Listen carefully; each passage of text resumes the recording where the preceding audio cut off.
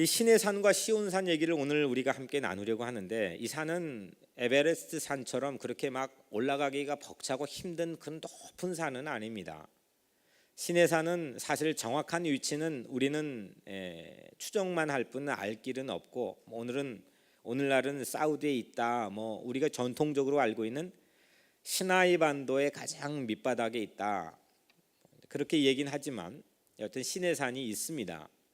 그리고 시온산은 예루살렘, 수도 예루살렘의 성전이 지어진 그 터를 다른 이름으로 성전산, 그리고 시온산, 자이온 마운틴 이렇게 부릅니다. 먼저 우리 시내산을 보면은, 시내산은 이스라엘 백성들이 가장 자랑스러운 역사인 출애굽, 이집트로부터 탈출을 했어요. 그리고 3개월 만에 도달한 산입니다. 3개월 만에 도착해서 모세가 올라갔던 산인데, 거기에서 이 산이 왜 이렇게, 그때 처음으로 이 산이 이제 세상에 얼굴을 내밀거든요. 그리고 지금까지도 여기 뉴욕에 살고 있는 주이시들도 그 시내산 자기 삶의 영적인 고향처럼 여깁니다. 도대체 거기서 어떤 일이 일어났길래 이 산이 그들의 그렇게 중요하냐? 거기에서 하나님을 만났습니다.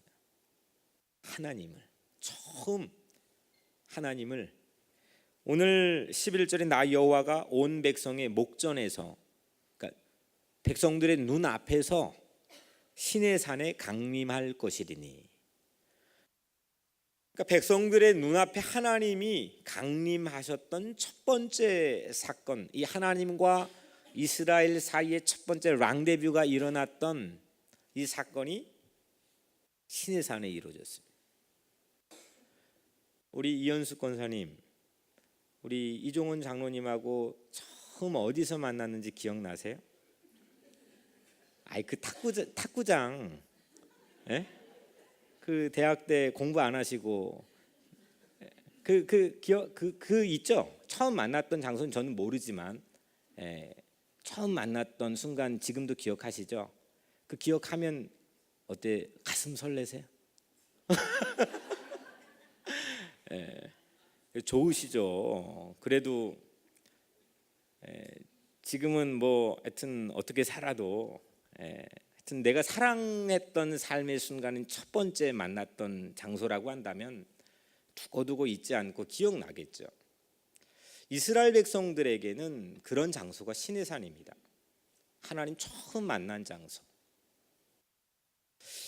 그냥 이 사람들이 말하는 버블, 이 말하는 메시지를 통해서만 하나님에 대해서 들었는데, 처음 하나님을 저들이 목전에서 실제 만나고 체험했던 장소가 시내산입니다.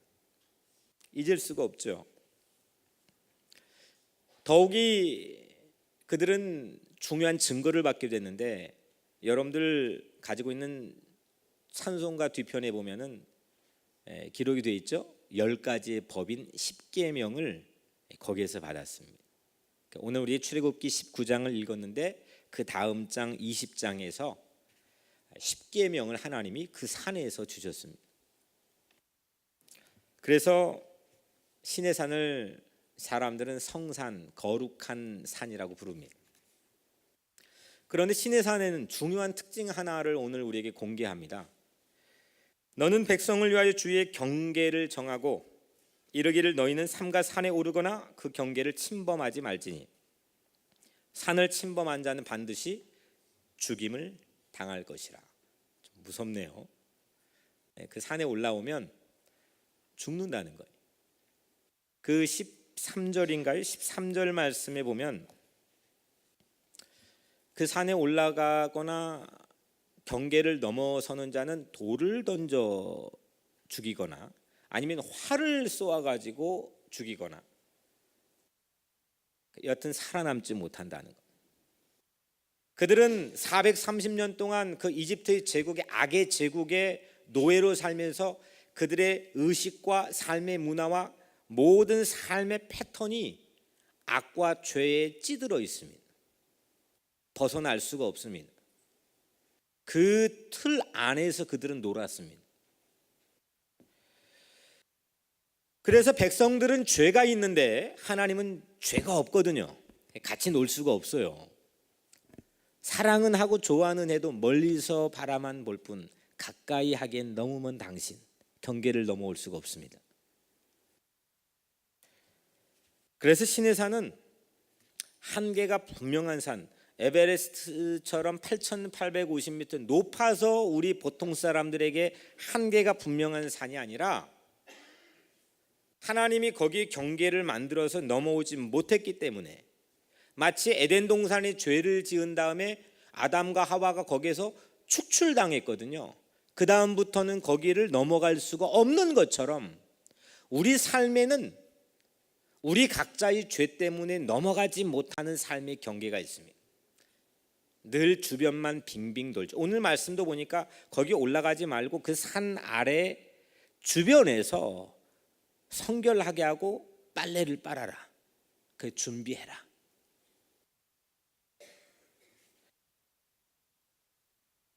모든 성도들이 예수를 믿으면 오를 수 있는 산입니다. 두 산의 차이점이 뭐냐? 하나는 경계가 있어서 오를 수가 없는 산이고, 또 하나는 경계가 없어서 올라갈 수 있는 산입니다. 여러분은 죄인입니까? 아닙니까? 죄인이에요. 아유, 이를 어째요? 죄인은 신의 산에 못 올라간다는 거예요. 이 대답하기에 참 이게 난해합니다. 사실 죄인이라고 안 하면 좀 위선자처럼 느껴지고, 이게 죄인이라고 했다가는 믿음이 없거나 예수 잘 못 믿거나, 아니면 정해져 있는 이 right answer 대답에 좀 어긋난 것 같고, 이 사이에서 사실 솔직히 믿음이 깊다 하는 사람도 가만히 대화를 하다 보면 갈팡질팡합니다. 난 죄인인가? 난 아닌가? 만약에 죄인이라고 한다면 시내산 아래 경계 밖에서 열심히 옷을 빨고 있어야 됩니다. 못 올라갑니다. 이게 시내산 타입의 인생입니다. 시내산 유형의 인생을 사는 모습입니다. 왜냐하면 여전히 법이 우리를 가둬놓고 있기 때문입니다. 로마서 7장 7절에 보면 율법으로 말미암지 않고는 내가 죄를 알지 못하였으니 했어요. 그러니까 만약에 저는 영국의 불문법 국가였던 영국에 살았습니다. 물론 법이라는 상식 자체가 대동소이하지만 미국으로 이주를 해오면서 미국의 이 성문법 국가에서 약간의 법적인 적용이나 아니면 법률 자체가 차이가 있습니다. 거기서는 아무것도 아닌 게 여기서는 아주 엄격한 잣대로 법률의 구속을 받기도 합니다. 그런데 이게 만약에 제가 그 법이 없다면 이게 잘못한 일인지 이게 잘한 일인지 기준이 없습니다. 누가 저보고 블레임할 수가 없습니다. 저를 데려다가 제일에 넣을 수가 없습니다. 저를 기소할 수가 없습니다. 그런데 분명한 룰이 있고 법이 있고 기준이 있으면 그 기준을 가지고 이게 넌 잘못이야 라고 말하면 저는 그때 이게 잘못됐군요 라고 알고 깨닫게 됩니다. 사람이 왜 다 방자하게 삶을 사느냐? 기준이 없습니다. 기준이 물론 있겠죠. 내가 기준일 수도 있고 내가 자라온 삶의 패턴이나 상식과 배운 교육이 기준일 수 있겠지만 그건 다 상대적입니다. 귀에 걸면 귀걸이, 코에 걸면 코걸이, 그 기준 가지고는 절대로 여러분들이 남들이 상식적으로 바라볼 수 있는 근사한 삶을 살지 못합니다. 스스로도 아리까리할 때가 있습니다. 근데 기준이 뭔지를 모르기 때문에 왔다 갔다 합니다. 세상에 천하에 잘 배운 사람도, 도덕적으로 윤리적으로 완벽한 사람도 완벽한 절대적 기준을 갖고 있지 못합니다. 하나님께서는 절대적 기준을 우리에게 주셨습니다. 그게 뭐냐? 법입니다. 법. 율법을 주었습니다.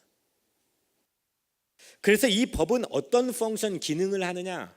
우리를 깨닫게 합니다. 아, 내가 죄인이었구나. 아, 이게 잘못된 일이었구나. 그 기준이 우리를 알게 합니다. 이게 신의 산의 기능입니다. 이거 없으면 우리는 완전 무법천지가 됩니다. 생각해 보세요. 이 뉴욕에 하루만 법 없이 살라고 해보세요. 이건 난장판 됩니다. 이건 뭐 우리 흔히 말했던 쓰나미보다도 훨씬 더 무서운 그런 상황들이 초래할 겁니다. 기준이 없다는 건 무서운 겁니다. 이게 신의 산의 기능입니다. 신의 산 참 고마운 산입니다. 우리를 질서를 잡아줍니다. 노예들은 이집트 제국이 만들어 놓은, 법학도들이 만들어 놓은 그 법률 질서의 그 악의 제국인, 죄악의 터전인 거기에서 그거에 따라 수동적으로 움직였던 사람이 뭔 법이 있겠습니까? 마음대로 그냥 내 처자들을 유린해 강간하고 간음해도 전혀 거기에 손쓸 수 없는 무기력한 우리나라 일제시대의 위안부 할머님들처럼 그렇게 430년을 살았습니다. 그런데 하나님이 법을 주었습니다. 룰을 주었습니다. 공동체를 유지시킬 수 있는 가장 기본적인 상식을 만들어줬습니다. 너무 고마운 법입니다.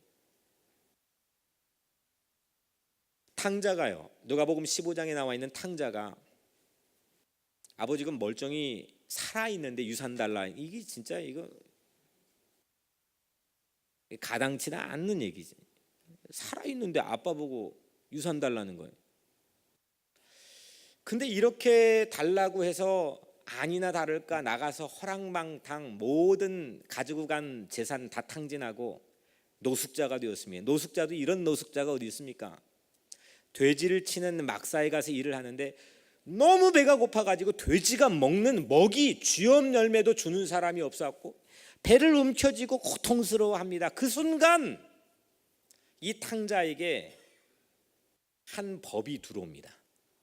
그래서 자기를 알게 합니다. 그 기준이 없었으니까 과거에는 유산을 달라고 할 때도 그게 뭐 잘한 일인지 잘못인지 모르는 겁니다. 밖에 나가서 허랑방탕하게 막 쓰는데도 기준이 없으니까 모르는 거죠. 남들은 욕할 수 있지만 자기는 아무렇지도 않습니다. 이 탕자 인생의 최고의 클라이막스 하이라이트는 아빠에게 달려가서 아빠가 확 안아주는, 허그해주는, 용서해주는 장면도 물론 맞겠지만 제 눈에는 그거보다 훨씬 더 클라이막스는 그 돼지 막사의 배를 움켜쥐고 막 죽을 똥살똥 고생하면서 있는 순간 한 법이 자기에게 들어옵니다. 마음의 법이, 양심의 법이 들어와서 자기를 깨닫게 하는데 이에 스스로 돌이켜 이르되 내 아버지에겐 양식이 풍족한 품꾼이 얼마나 많은가, 나는 여기서 줄여 죽는구나. 그러니까 다시 말하면 내 아버지에겐 정말 풍성한 게 있는데 난 여기서 굶주려, 이게 비참한 인생이 어디 있느냐. 아버지와 탕자 사이에 경계가 있는 걸 압니다. 거기 못 넘어갑니다. 이걸 처음 알았습니다. 이게 신의 산입니다. 이 신의 산을 하나님께 주신 하나의 중요한 이유입니다. 깨달아야지요. 알지 못하면, 내가 맨날 기준이 되면, 이리 붙였다 저리 붙였다 내 마음대로 살게 되면 그 나를 모릅니다. 아는 것 같지만 모릅니다. 인생은 세 가지 유형이 있습니다. 첫 번째는 산이 전혀 없는 거예요. 하나님 관계가 전혀 의미 없는, 산도 없는 그런 인생의 타입입니다. 하나님이 뭔지, 하나님 만날 필요도, 그냥 그래도 잘 산다 생각합니다. 세상 그런 사람들 참 많이 있습니다. 두 번째는 하나님을 알아요. 그리고 내가 죄인인 것도 압니다. 근데 그 경계를 못 넘어갑니다. 그냥 주변만 늘 가슴을 움켜쥐고 부담감과 표출하지 못하는 내면의 숨겨놓은 열등감을 가지고 늘 주변을 뱅뱅뱅뱅 돌다가 인생 다 끝납니다. 세 번째로는 예수님 때문에, 하여튼 예수는 우선 밀어놓고라도 누군가 나를 사랑해 줬다는 이 진실한 사랑의 마음이 열렸기 때문에 내 얼어붙었던 동토 같은 마음이 녹아졌기 때문에 하나님의 자녀로 새로운 가족들을, 인생의 혈연을 넘어선 새로운 가족들을, 친구를 만나면서 사랑하며 살 수 있는 시온산 유형이 있습니다. 세 가지 타입이 있습니다. 여러분들은 어떤 타입입니까? 탕자가 아버지에게 갔을 때 어떤 일이 일어났습니까? 아들이 여전히 이렇게 말해요. 아버지, 내가 하늘과 아버지께 죄를 지었사오니 지금부터는 아버지의 아들이라 일컬음을 받지 못하겠습니다. 자녀로 서지 못하겠습니다. 그놈의 죄 때문입니다. 주변만 눈치 보면서 빙빙 돕니다. 그냥 성경은 그렇게 그리고 있지는 못하지만 만약에 아빠가 문 밖에 나와서 그 아들 오는 걸 기다리지 않았다면 아마 그 아들은 집 앞까지 와서도 집 앞에 들어가지 못하고 이게 우리 아버지 집인데 하면서 그 담장을 계속 돌았을 거예요. 못 들어가고. 우리 인생에도요, 그런 일들이 비일비재하게 일어납니다. 사람의 감정 가운데 우리를 가장 곤혹스럽게 하는 감정이 무엇인지 아십니까? 여러 가지 감정들이 우리를 힘들게 하지만 가장 우리를 힘들게 하는, 역사 이래로 동서고금을 막론하고 가장 우리 각자 이 인류를 힘들게 만드는 감정이 뭐냐? 그거는 죄책 감정입니다. 죄책감, guilty feeling입니다. 이거는 천근만근 무거운 겁니다. 이거를 해결하지 못하면 그냥 인간끼리 만남도 내가 저 사람에게 뭔가 좀 잘못을 냈거나 아니면 관계가 서먹서먹하거나 그런 게 있으면 그 사람의 삶으로 훅 하고 들어가지 못합니다. 주변만 눈치 보면서 빙빙 돌지요. 이런 게 우리 각자 인생엔 참 많이 있습니다. 확 터놓고 그냥 훅 들어가는 게 아니라 그냥 주변인처럼. 그래 인생 종치입니다. 마지막 시온산에 오른 사람들의 모습을 보겠습니다. 요한계시록 14장 1절, 그들의 이마에는 어린 양의 이름과 그 아버지의 이름을 쓴 것이 있더라. 이마는 신분입니다. 계급장도 여기다 붙여놓죠. 여기에 주님의 이름이 붙어 있습니다. 이것이 시온산에 올라갈 수 있는 유일한 이유입니다. 여러분들이 뭔가를 도덕적, 윤리적으로 근사하게 잘하거나 교회에서 봉사 헌신 열심히 하고 심지어 이분 기도까지도 기도 시간이 이렇게 많이 있고 심지어 예배까지도 내가 예배를 한 번도 안 빠지고 드렸다는 여러분들에게서 시작되는 건 아무것도 없습니다. 여러분들 시온산에 올라갈 수 있는 것은 오직 하나, 내 삶의 가슴에 예수의 은혜가 있느냐 이겁니다. 이 사랑으로 내가 그 사랑을 받아들여 동토같이 아주 아무도 안 알아주는 그 자존심에 동토같이 얼어버린 내 삶의 영혼이 녹아지고 새로운 사람으로 거듭날 때 그때 시온산에 올라가는 겁니다. 인생 기회 많지 않습니다. 여러분들이 예수를 믿고 의지하시길 바랍니다. 땅에서 속량을 받은 14만 4천 명. 이렇게 근데 놀라운 복음을 듣고도 오늘 요한계시록 4절 5절을 읽으면 의심이 옵니다. 한번 제가 볼게요. 이 사람들은 여자와 더불어 더럽히지 아니하고 순결한 자라. 순결하다는 겁니다. 어린 양이 어디로 인도하든 따라가는 자며 주님 늘 인도하는 대로 해찰하지 않고 순종하는 마음 따라간다. 그 입에 거짓말이 없고 흠이 없는 자라. 여기서 갑자기 시온산에 올라가다가 아리까리합니다. 주님이 나를 내가 아무것도 하지 않았는데도 용서해 주시고 했는데 그 올라가 있는 사람들을 보니까 흠이 없대요. 그 올라간 사람들이 입술에 거짓이 없대요. 근데 좀 우리 양심이 살아있는 사람이라면 이거 보고 거봐, 나는 아닌가 봐, 나는 여기 맞지 않은가 봐, 아리까리해집니다. 의심이 찾아옵니다. 마지막으로 오늘 이걸 좀 우리가 해결했으면 좋겠습니다. 다시 시온산에 올라가다가 또다시 시내산으로 돌아가는 경우들이 오늘날 크리스찬들 가운데 크리스찬들의 신앙을 좀먹게 하는 가장 큰 병폐요. 오늘날 설교 강단에 선포되는 메시지, 그 메시지에 힘이 떨어지는, 복음을 전하지 못하는 가장 큰 병폐라고 생각합니다. 내 행위를 먼저 완성하려고 합니다. 내가 먼저 근사하고 매력적이고 퍼펙트하게 보여줘야 시온산에 올라갈 거라는 또 다른 생각이 우리를 좀 먹습니다. 탕자가 아버지 집까지도 갔는데도 망설였던 모습을 여러분들이 다시 재현하려고 합니다. 그 아버지 집까지 갔어요. 근데 거기서 아버지가 앞에 있는데 망설여요. 나는 아버지 아들이라고 일컬음을 감당하지 못하겠습니다. 왜냐하면 나는 죄를 지었거든요. 이게 우리의 아킬레스건입니다. 제 아내가 지난주 우리 전파사 모임에서 나눈 얘기를 제가 전에 듣고 참 인상적이었습니다. 그때 제 아내가 나눈 얘기를 잠깐 소개하면, 우리 집 아이들이 아침에 이제 학교 가기 위해서 일어납니다. 일어나라 해야 이제 일어납니다. 일어나면 그 아이들 입냄새가 완전 짱입니다. 예. 여러분들 입냄새 안 나는 것처럼 웃으시지만 입냄새가 아주 짱입니다. 그리고 눈곱도 잔뜩 끼어 있고 머리는 완전히 왕새집을 지어가지고 이거 바깥에 내놓으면 완전히 완전히 노숙자 뺨칩니다. 그런데 엄마는 그 입냄새 짱인 그 아들에게 전혀 개의치 않고 뽀뽀를 해댑니다. 왜요?